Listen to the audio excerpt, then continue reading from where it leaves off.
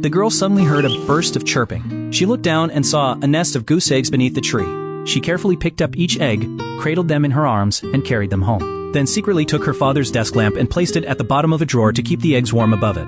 The next morning, Amy opened the drawer and was stunned by what she saw. Tiny wild goslings, their feathers still damp, were hatching from the eggs. She sat there quietly watching them for a long time, until her father walked into the barn. By then, Amy had fallen asleep on a pile of hay, surrounded by the little goslings. Her father softly covered her with a blanket. From that day on, the goslings treated Amy, the first person they ever saw, as their mother. Wherever she went, they followed closely behind her. A forest ranger later explained that geese instinctively migrate south, and without a flock to guide them, they could easily lose their way. If they were raised by humans, their wings would usually be clipped to prevent them from flying away. Terrified, Amy rushed forward to stop him, and her father angrily ordered the ranger to leave. That day, Amy rode her bicycle ahead while the goslings hurried after her. Watching the scene unfold, her father suddenly came up with a bold idea. If they couldn't find a flock to guide the geese south, why not build an aircraft and leave them there themselves? After getting Amy's approval, they immediately began working on the plan. As the days passed, the goslings' feathers grew fuller, and they were finally ready to fly.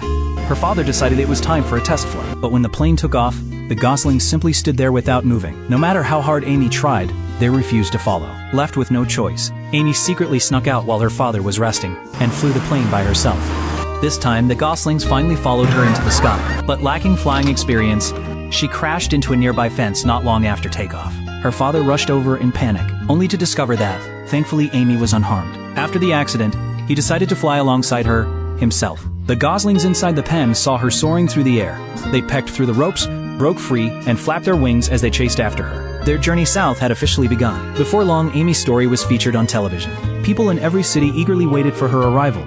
Deeply moved by what she had done, inspired by her courage, crowds began organizing protests against the government's plan to take over the protected land. As the sun cast its final rays across the horizon, Amy guided the geese over the last small town. Finally, the geese landed on the water, splashing and playing freely across the lake. Cheers erupted from the crowds below as people shouted her name.